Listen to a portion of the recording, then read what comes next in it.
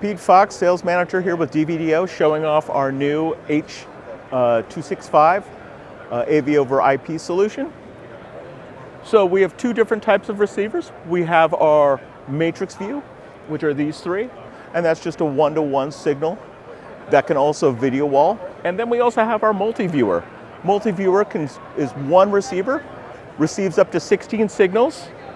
Controlling it, very easy. App available on Android and Apple. And all you need to do is from the right side or from the left side of the screen, you have your sources. And on the right, you have your display. So, and for instance, we're on the multi-view tab. Switching can never be easier. Just drag and drop. Of course it doesn't. And there we go. And you can position them anywhere you want on the screen. Size any way you want on the screen. And you can also switch the format. So if you want just one or a 2x2 or a 3x3 or 4x4, it simply snaps back.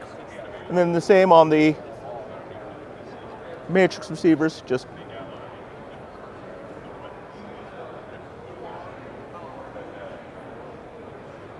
drag and drop. For more information about our AV over IP solutions, go to www.dvdo.com.